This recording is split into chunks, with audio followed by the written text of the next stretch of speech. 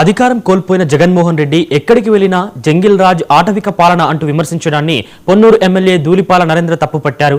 నిజంగా ఆటవిక రాజ్యం కొనసాగుతుందంటూ ఎక్కడైనా జగన్ రెడ్డి పర్యటన చేయగలడా ఆలోచించుకోవాలి. వైసీపీ పాలనలో కూడా పరామర్శలు మీటింగ్లకు వెళ్లినప్పుడల్లా ప్రత్యేక బందోబస్తు తాళ్లు పరదాలు కట్టించుకుని మాత్రమే అభద్రతా భావంతో బతికాడని ధూళిపాల ఎద్దేవా చేశారు. ముఖ్యమంత్రి చంద్రబాబు దాడులు చేయనివ్వకుండా ఎన్నోసార్లు టీడీపీ శ్రేణులను అడ్డుకున్న సందర్భాలున్నాయి. జంగిల్ రాజ్ అంటే అది జగన్మోహన్ రెడ్డికే వర్తిస్తుందని ఎమ్మెల్యే ధూళిపాల మాజీ సీఎం వ్యాఖ్యలను తిప్పికొట్టారు. కల్తీ నెయ్యి మీద వేసిన సిట్ ఫైనాన్షియల్ వ్యవహారాల మీద దృష్టి పెట్టింది. లోతైన విచారణ ఇంకా చేయలేదు. విచారణ కొనసాగించాలని టీడీపీ కోరుతుందని ధూళిపాల నరేంద్ర అన్నారు. జిల్లా వచ్చినప్పుడు పోలీస్ పరేడ్ గ్రౌండ్ లో ల్యాండ్ అవ్వగలదా?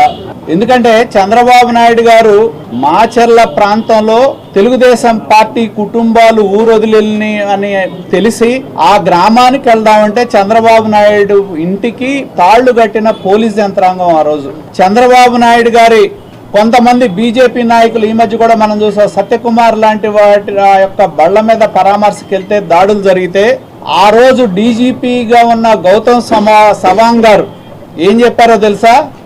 ప్రజాస్వామ్యంలో నిరసన తెలిపే హక్కు ప్రతి ఒక్కరికి ఉంటది అని చెప్పాడు. అలాగే తెలుగుదేశం పార్టీ కార్యాలయం మీద విజయవాడ నుండి గూండాలు వచ్చి డీజీపీ ఆఫీస్ కి కూతవేటు దూరంలో ఉంది. ఇక్కడ నుంచి అరిస్తే అక్కడ డీజీపీ ఆఫీస్ లో పడుద్ది.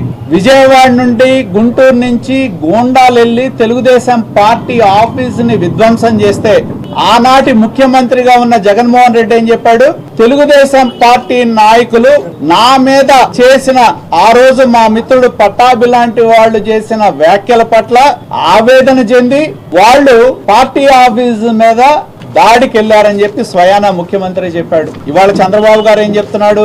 చట్టాన్ని చేతిలోకి తీసుకోవద్దు, శాంతి భద్రతలు కాపాడటానికి పోలీసులు ఉన్నారు, చట్ట పరిధిలో మనం పనిచేద్దాం, మీరు దాడులు చెయ్యొద్దు అని చెప్పి ఈనాటి ముఖ్యమంత్రిగా ఉన్న చంద్రబాబు నాయుడు గారు చెప్తే ఆనాడు జగన్మోహన్ రెడ్డి గారు చేసిన దాడుల్ని సమర్థించుకున్న వ్యక్తి. మరి ఆ పరిపాలనకి ఈ పరిపాలనకి ఉన్న తేడాని ప్రజలు గమనిస్తారు.